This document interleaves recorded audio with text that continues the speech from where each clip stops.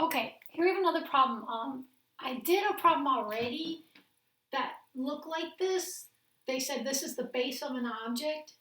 Compute the volume given cross sections which are perpendicular to the base are semicircles. I did a video already where the cross sections are squares. This time they're saying the cross sections are semicircles that are perpendicular to the base.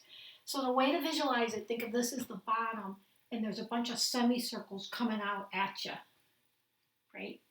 Like half donuts coming out at you. Here's the smaller donuts, you're getting half donuts are getting bigger and bigger and bigger. And then here the half donuts are, right? Okay, so that's what we gotta figure out, the volume of that thing. That's the base. There's a bunch of semicircles coming out at you. All right, so just like we did for the square one, we gotta look at this as two parts. So the first part I'm gonna look at from here to here, from here to here. So it goes from 3 to -3 there. It goes from, this is the x-axis, it goes from 0 to 5, right? So we want to find the volume of that object. So what do we got to do? We got to find the equations of these lines. Okay, we have to find the equations of the lines. And then once we find the equation of the lines, if we subtract the top guy minus the bottom equation of the line, it's going to give you this distance. And what is that distance? That is the diameter of a semicircle, right? Because remember, these are semicircles coming at you, so you're going to get the diameter of the semicircle. And to get the radius of a semicircle, you divide that by 2, right? So can you tell me what these are? Let's figure out the equations of these lines. Well, let's see. Y equals mx plus b, right? The b is 0. That's the y-intercept. The slope is, its change in y is 3 over change in x is 5.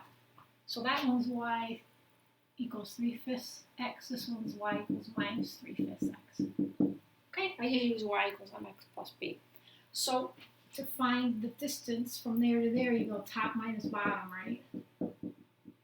So that's equal to 3/5 x minus a minus 3/5 x, which is equal to 6/5 x, right? That's next. Okay, so that's the distance. This is the diameter of the semicircle, right?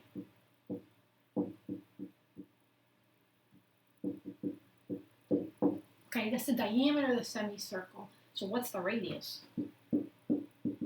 It goes 1/2 6/5 x. So what's that equal to? That's equal to 3/5 x. Equals the r, the radius of the semicircle. Okay. How do you find the volume? Well, you take the area, you would take the area of the semicircle times the width of each semicircle, of each slice, thing there's slices of semicircles. We use integration to do that, right? But remember, the semicircle volume is equal to half a circle volume, right? If it was a full circle. So the first thing I'm going to do is I'm going to say volume equals 1/2. What is our x going from? 0 to 5, right? For this part. What's the area of a circle? It's pi r squared. And what did we say r is? 3/5 x squared dx. There, I think we got it, right? Because I think when I was doing this originally, I forgot about the 1/2 because they're semicircles, right? So you got to remember that. So if I square 3/5 and move it out front and multiply it, and I take the pi and move it out front and I multiply it by 1/2, oops, got my back.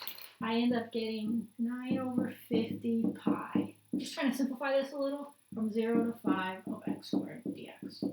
So I squared the 3/5, moved it out, moved the pi out, multiplied all that by 1/2, get 9/50 x squared.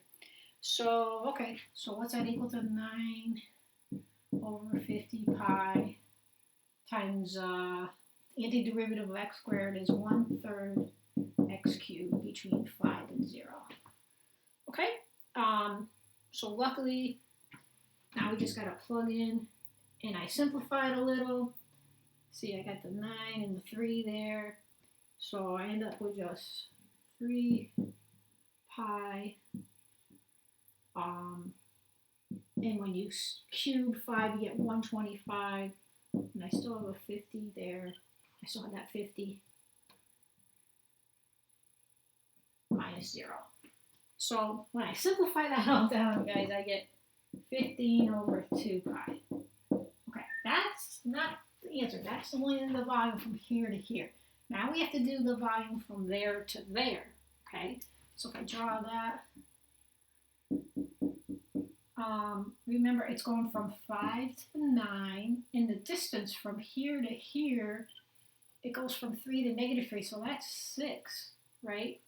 So diameter equals 6, so radius equals half of that, 3, right? So for this one, the volume, and don't forget we only have semicircles, so we got to do 1/2, and it's going this time from 5 to 9, and it's pi r squared, so it's pi, and what's the r? 3 squared dx.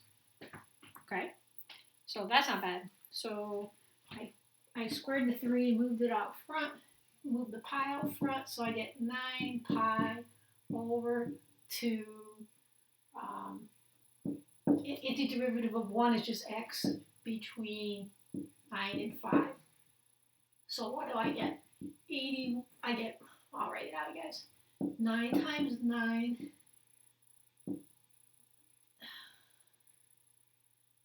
no, sorry, it's 9 pi over 2 times 9 minus 9 pi over 2 times 5. So when I do that out, I end up getting 36 over 2 pi. So what do you got to do? You got to add them up, because that just gave you the right part.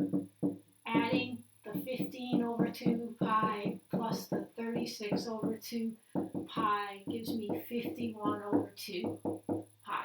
That's the final answer.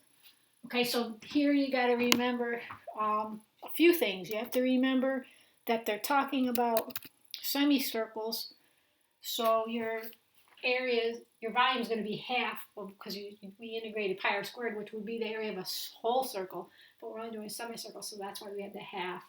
We had to figure out what the distance from here to here was in terms of x to do that part. In this part, we had to realize that the diameter of all these circles is from 3 to negative 3, which is 6, so that helped with that part. And then the last thing you got to remember, and this is why I put squares around these, is to add the 2 pieces up at the end, because a lot of times you'll be doing this and you might just throw that in as the answer, but you got to remember to add both areas up. Okay, hope that helps.